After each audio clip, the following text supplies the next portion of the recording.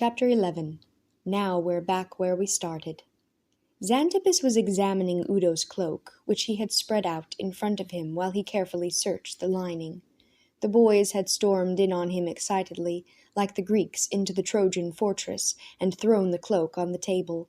Now they waited impatiently to hear what he had to say in his disappointment at the missing letter. Xanthippus had been sitting at the desk in his study a little while before. "A sad turn of affairs this is. No letter after all," Xanthippus said. He fell silent and scratched his beard thoughtfully. Outdoors the district fire brigade clattered past, clanging shrilly. There was a fire every day somewhere in Rome. No one ever got very excited about them, except those whose houses were going up in flames. The clanging faded in the distance. A moment later, the hurried clicking of the hobnailed boots of policemen could be heard on the pavement. The guard troops were probably running behind the fire brigade. The boys didn't look out the window once. "Udo has been deceiving all of us," Caius said. Caius hadn't liked slaves ever since one had put a frog in his bed and another had leaped at him with a devil's mask on his face. Of course, those things had been done on All Fools' Day, which was celebrated every year at the end of December. "Nonsense," Xanthippus said. "Udo hasn't lied. You did find the cloak, didn't you? It's more likely that Udo, without knowing it, lost the letter when he was running away. Publius, from what I've heard, you're a famous runner. Run to the cave and bring Udo here. I must speak to him." "Master Xanthos," Julius said, "it's better for Udo not to be seen. Maybe the ex-gladiator is looking everywhere for him." "We could carry Udo in a sedan chair," Antonius suggested. "There are all kinds of chairs for rent at Emilius Bridge. It's a lot cheaper if you carry them yourself."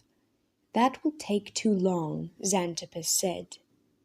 He stood up, his mind obviously closed. "We'll go to Udo," he said. "Get me my stick." The boys scattered and looked everywhere for the stick, but their efforts were unnecessary.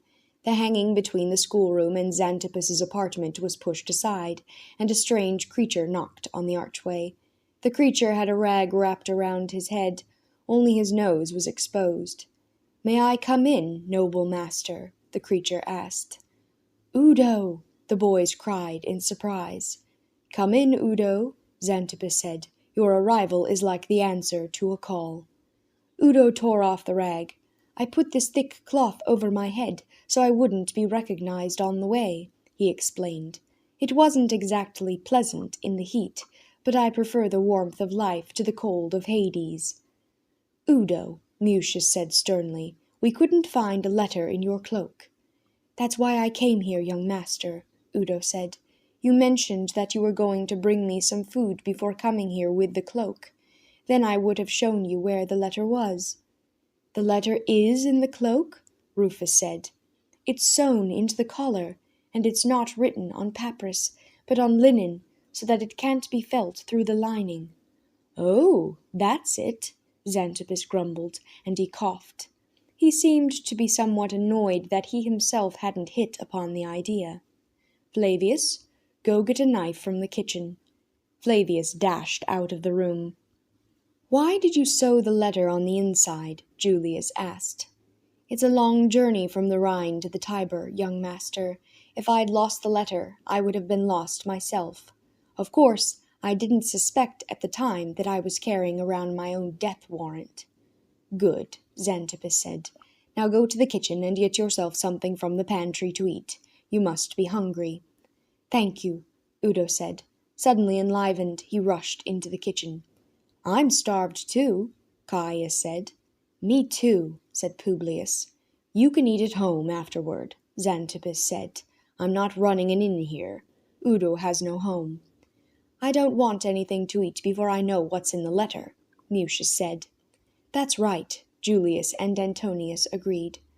Xanthippus didn't allow matters to rush ahead so swiftly, however. He placed the letter on the table and first studied it from the outside. "It's folded into a perfect square," he said with satisfaction. "First of all, I have to check the seal."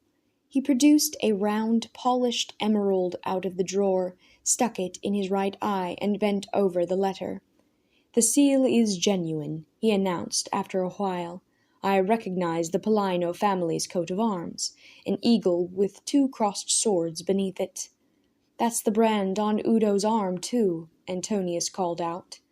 Xanthippus broke the seal and unfolded the letter. He placed the emerald in the drawer and closed it. All this time the boys were bursting with curiosity. By Pluto, they wanted finally to hear whom the conspirators wanted dead. Xanthippus read the letter to himself. Then he looked up. "No name of a famous senator who is supposed to be murdered is mentioned in the letter," he said. "I will read it to you. Dear friend, go to the Viminal. Across from the statue of Niobe lies the villa in which Cicero lived, Eusipetes. Don't forget, dear friend, before you set off, start at the temple of Castor and Pollux."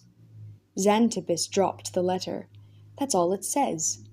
"Great Jupiter," Mucius moaned. "Now we're back where we started."